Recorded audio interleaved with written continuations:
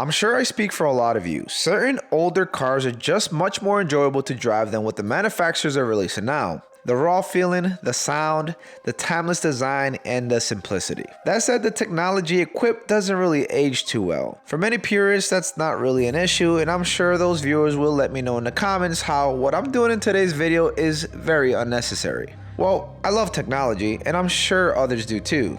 Today, I will be modernizing the interior of my 17-year-old BMW E60 M5, and it's gonna be epic.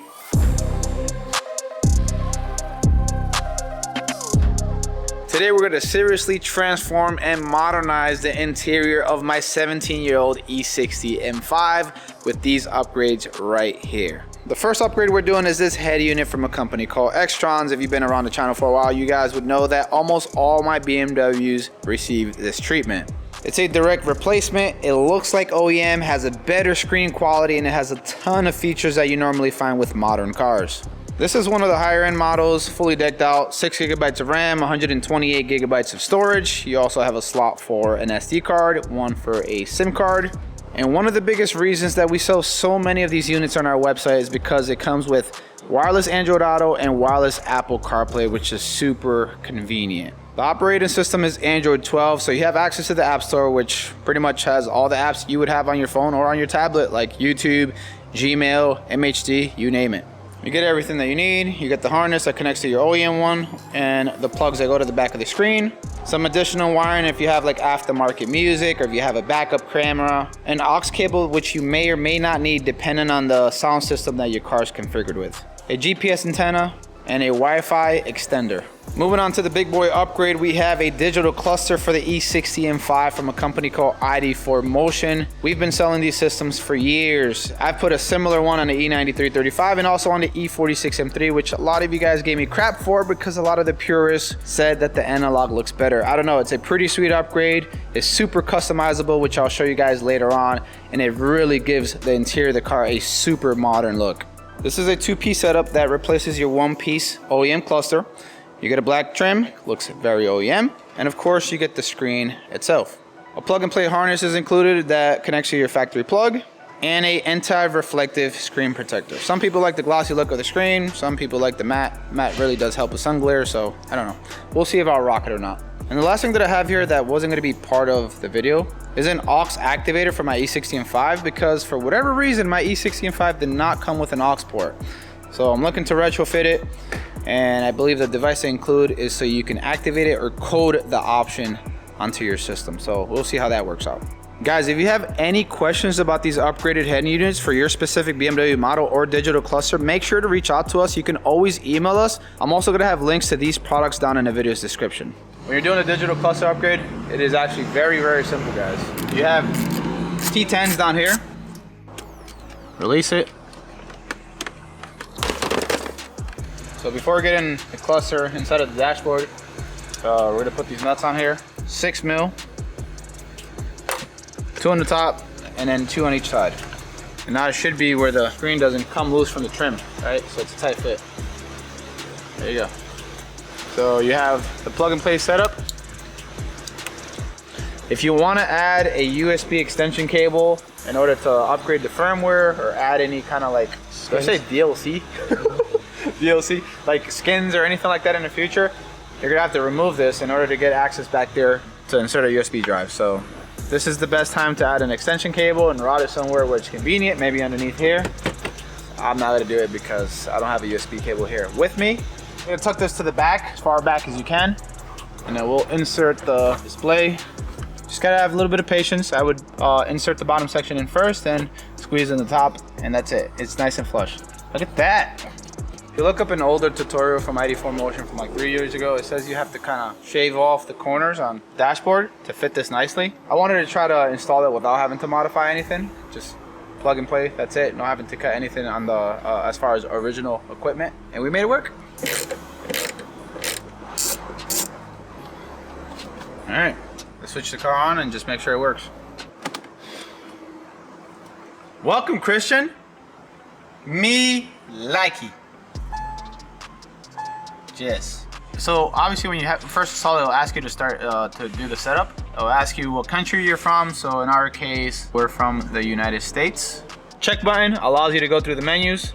BC allows you to select. M5 E60, there we go. So we're gonna go back to E60 M5 right there. Next. Left-hand drive. Next. SMG. Next. Then finish setup, we'll hit confirm. As you guys can see, the original mileage actually transferred over. That's normally a very common question I get. What happens to your mileage? Does that transfer over? Yes, it reads that information from your car and it gives you the correct mileage so you don't have to do anything. Let's go ahead and quickly install the head unit. We're gonna go ahead and remove the center trim first, which is starting to crack as I pull it because this is just a piece of... Oh God, things are all just coming apart. Oh God, but I still love it. Oh my God. All right, let me go on the other side.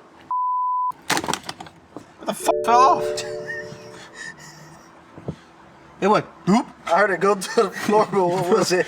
Guess we'll find out later on. Oh my God, you can hear this just unsticking. You'll see the bend. Bro.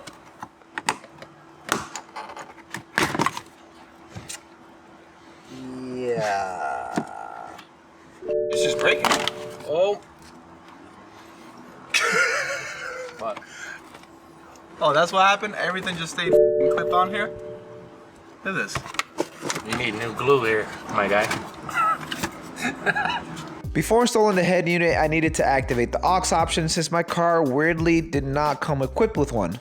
I've never used this activation kit and was just hoping for the best. First step was to remove the OEM screen, which was bolted on by 2 T10 screws. Flipped on the screen and removed both connectors. You connect the included harness to the OEM one, which also connects to the module activator, and then all you have to do is connect the other OEM plug.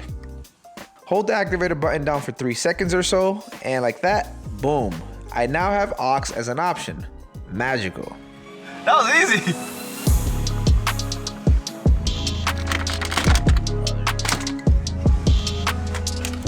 Take it off.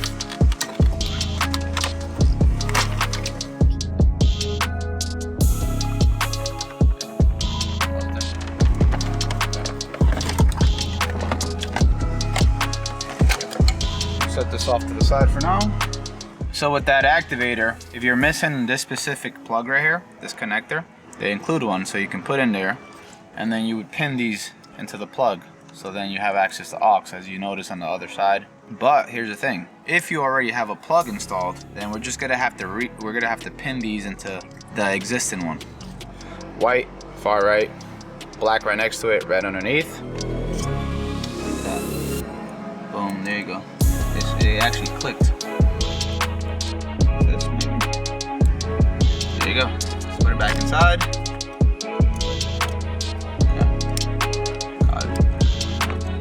Boom, there you go. I purchased it and it left me stranded immediately. We fixed it. Yes. Me like it. So there you go. You don't have an aux? You can always retrofit it using this kit. Me like it. Let's move on to the Extron stuff now. Alright, so here's the Extrons harness. You have all the pins, everything's available. One common thing that I do want to talk about, we have a lot of people buy these Extrons unit and they wonder why they don't have audio. Where this says audio in, audio out. Some cars allow you to continue to leave this connected and you will have audio without having to run it to your car's aux port. Most cars from this chassis, E-chassis, E60, E82, E90, you're gonna have to do the step for audio a lot of the times. You have to unplug. Once you unplug and you plug it in to the aux port, that's it. Literally, that's all you have to do and you'll have audio. That's normally the issue. If you guys want to troubleshoot this, one, fiber optic cable has to be transferred over to the Extron's side right here. There's an empty slot there, transfer it over. That's one reason you might not have audio. Reason number two, aux cable has to be connected to the aux port of your car. Now you guys know. You don't want to bend any of the pins, so make sure it is straight, flush on all sides, and then you lock it into place.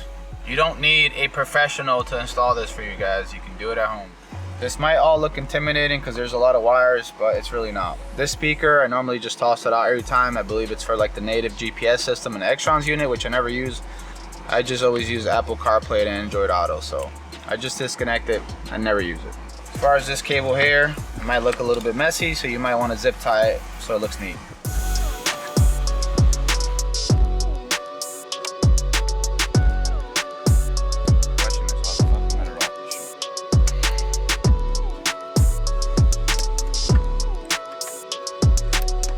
So I will say this, in the E60, there's a lot more room back there to tuck in the harness.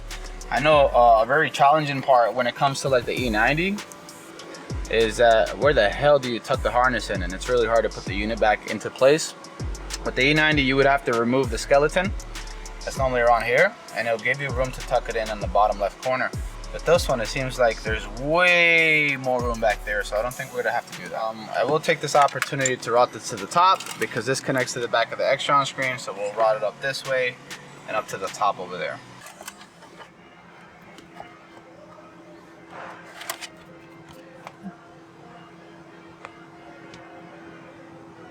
BMW onboard navigation system. 2005, fellas. Probably looks like Windows 95.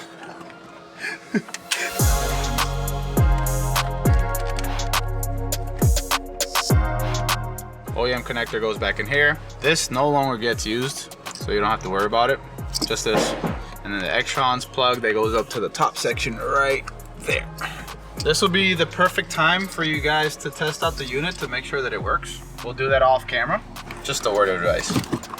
All right, so we're learning things as we go here. We don't have to run aux for the E60 M5 like we did with some of the other cars. So how we installed the pins in here into the harness, this is unnecessary. We just left this connected right here. We plugged this back in, which came from the Extrons. Normally you would split these, run 3.5mm jack over here to the aux on your car. For this specific situation, it didn't work. You actually don't have to run the aux port. But I still do think that if you don't have the aux menu on the factory UI for your car, I think it's good to still get the kit because it'll activate the aux. It doesn't seem like you can run the Extron's music and sound without having that aux selected on the OEM screen, which you can access at any time. Some cars require you to run the aux and some don't. I don't know the reasoning behind it. It might be the sound system spec on your specific car. So this one doesn't really need it. We had an E92 not too long ago that needed to run the aux, and then every other E92 needed to run the aux. So hit or miss, I guess. I know most people really want to see all the possible skins you can run on a digital cluster. So here's a quick montage of all the different themes with all their skins. Keep in mind that my particular unit is the premium digital cluster, which comes with the most skins, and I also have some additional ones that you have to purchase separately. And here's how each theme performs when I rev the car. Keep in mind the video is shot in 30 frames per second.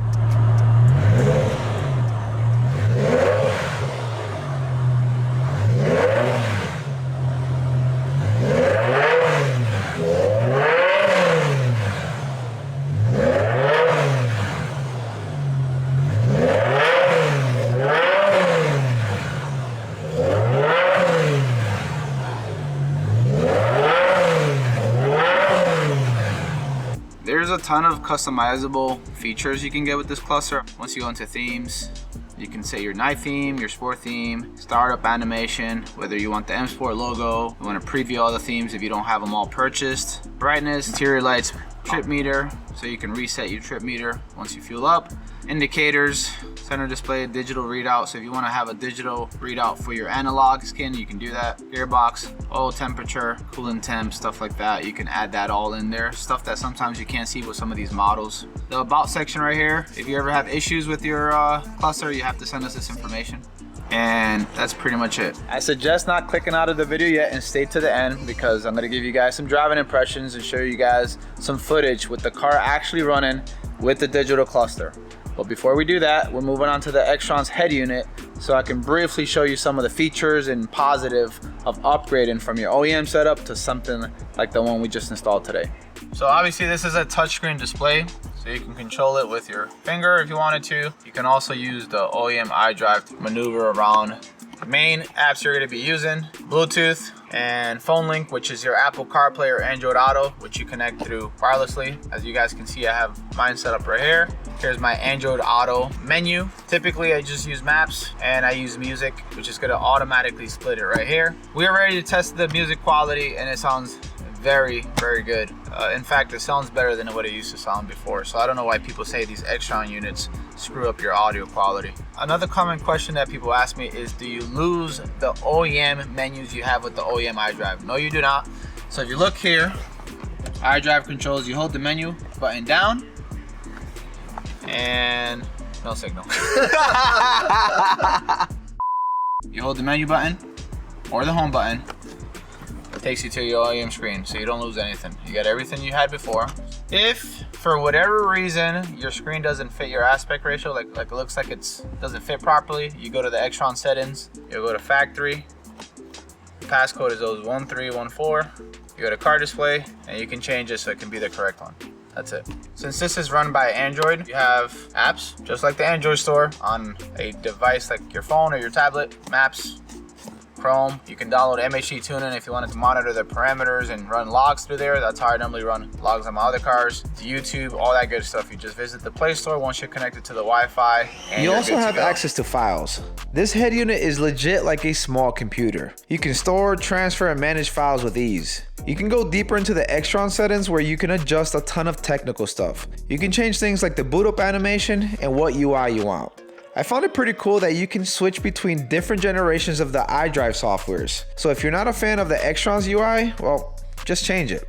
It was finally time to see the digital cluster in action. I decided to start with the Rush theme, my personal favorite. Since my car is SMG, it displays the gear selection and the shifter settings. I also customized the information on the lower side to show fuel level, oil temp, coolant temp, and voltage. As you guys can see, the warning lights are briefly displayed large, so you can't miss them.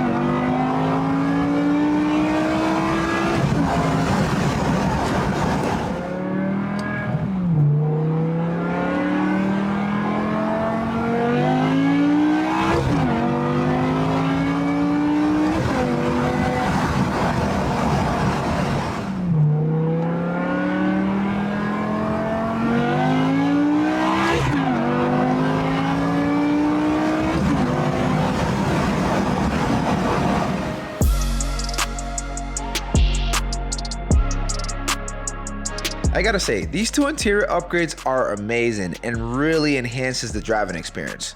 They really make you want to drive your car more often. At least that's how I feel. Guys, if you enjoyed the video, make sure to hit the like button. It really does help. And don't forget to subscribe to the channel because trust me, you do not want to miss out on my next video. As always, thanks for watching. Till next time.